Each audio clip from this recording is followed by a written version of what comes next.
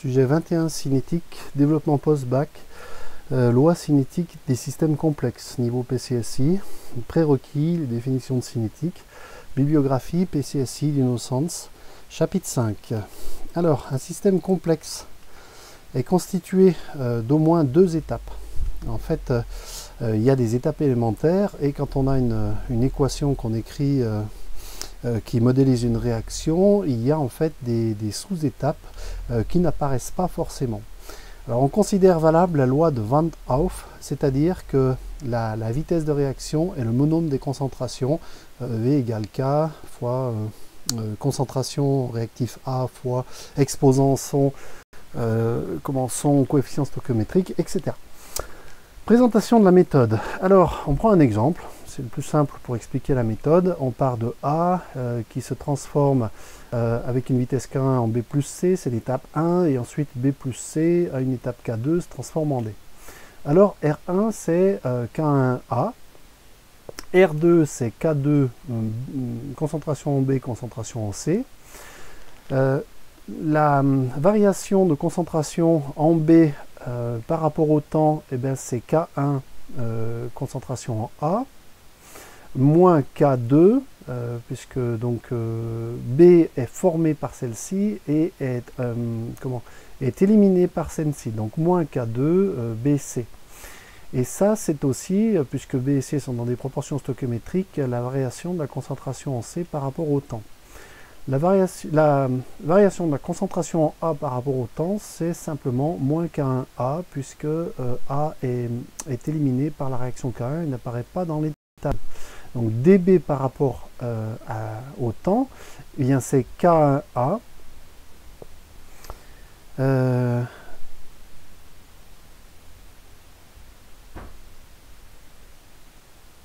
moins K2 BC.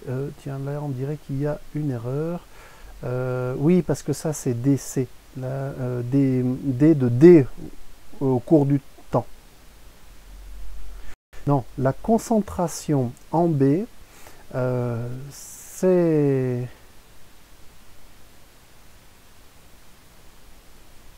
Oui, là on aurait une dernière équation qui concernerait la concentration en D. La variation de la concentration en D par rapport au temps, ça serait plus K2, concentration en B, concentration en C. Voilà, il y a une erreur ici.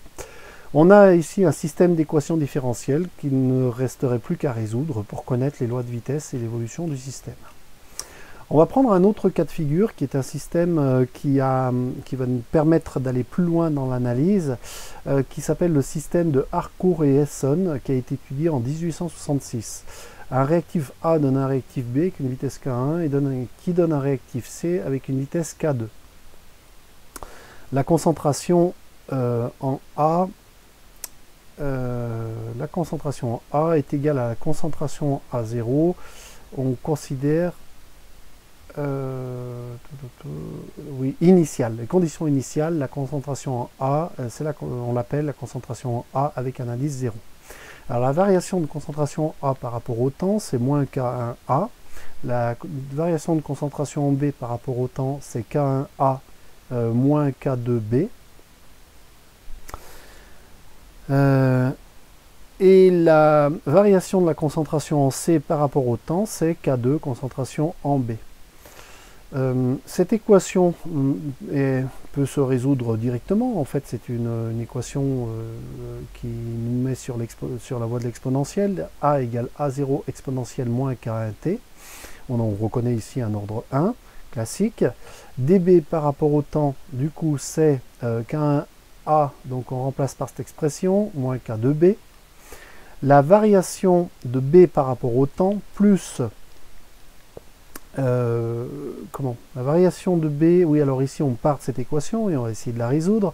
dB par rapport au temps plus K2B, donc on a passé le K2B ici, est égal à K1, A0 exponentielle moins K1T. On reconnaît ici une équation différentielle du premier degré avec un second membre non nul. Donc cette équation différentielle sans second membre donne une solution de type exponentielle. L'équation différentielle On cherche ensuite une solution particulière à cette équation différentielle. Cette résolution va nous amener à une solution pour la concentration en B qui est concentration en A0 fois K1 sur K2 moins K1 exponentielle moins K1T moins K2 moins exponentielle moins K2T. On peut donc en déduire la concentration en C, qui est la concentration en A0 moins la concentration en A au temps 0 moins concentration en B moins concentration en C.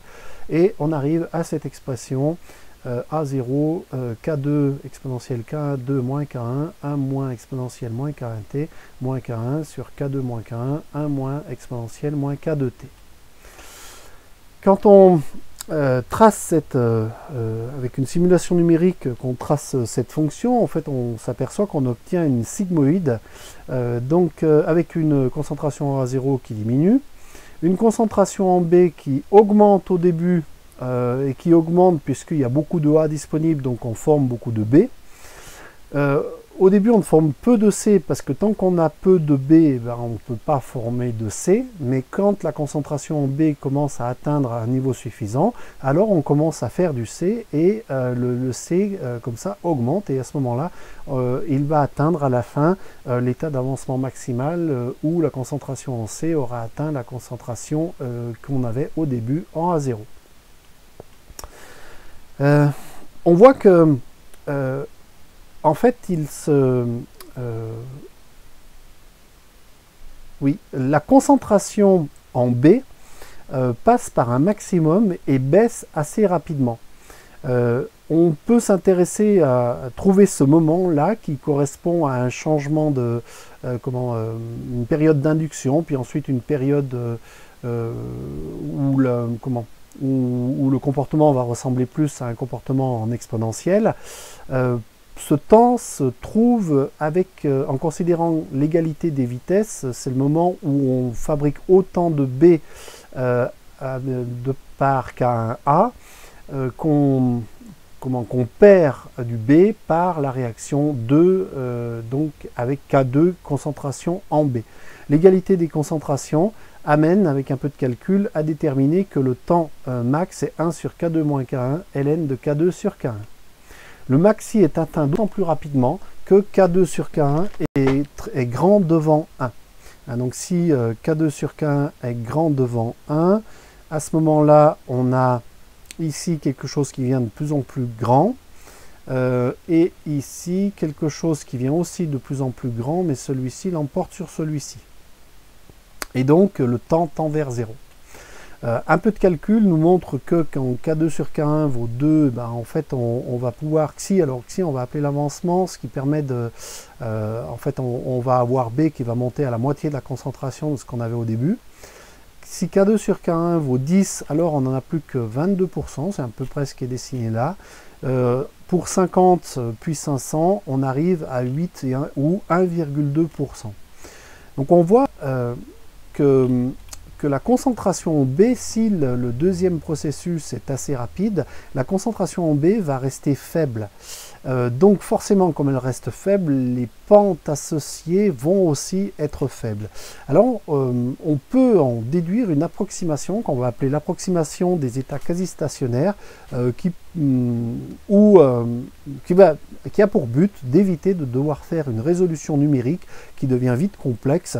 Et donc on peut faire une simplification du problème en considérant l'hypothèse suivante. Après le début de la réaction, la concentration en espèce instable, donc ici nous C, intermédiaire, atteint une valeur stationnaire faible qui varie suffisamment peu pour qu'on puisse dire que la dérivée, que la variation de cette espèce B par rapport au temps est nulle. Application au système qu'on a étudié tout à l'heure. Donc dB sur dt, c'était K1A moins K2B, et si on peut dire que c'est proche de 0, alors c'est proche de 0 si K2 est supérieur est largement supérieur à K1. Donc dans ce cas-là, on peut dire que B c'est K1 sur K2A, Donc on a simplement tiré cette concentration B de cette équation. Et quand on remplace A par l'expression connue A0 exponentielle moins K1T, eh bien on a une expression de T qui est finalement assez simple. A0 facteur de 1 moins exponentielle K1T moins K1 sur K2 exponentielle moins K1T. Alors cette expression montre que B ne semble que décroître. Ah oui, si on a B ici, il y a aussi une exponentielle moins K1T, donc ça serait une expression où B ne semble que décroître. En fait, bon, ça vient de notre hypothèse qui n'est pas valable pour le temps d'induction du phénomène. La solution approchée qu'on obtient ici tend bien vers la solution qu'on avait tout à l'heure, à condition que K2 soit très supérieur à K1. Alors si on prend ça avec K2 supérieur à K1, alors non, ça on reprend l'expression qu'on avait tout à l'heure, C égale A0. Alors c'était celle-ci. Alors si K2 est très supérieur à K1, bah ici j'aurai K2 sur K2 et donc j'aurai un 1 et on voit disparaître ce facteur et ici on aura K1 sur K2.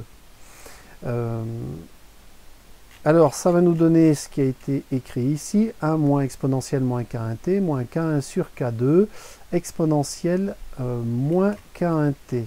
Alors il est passé où le 1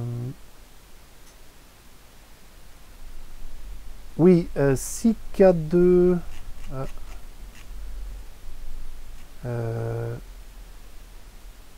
oui, alors... oui, il faut une deuxième condition. Cette deuxième condition, c'est que K1 sur K2, toc, 1.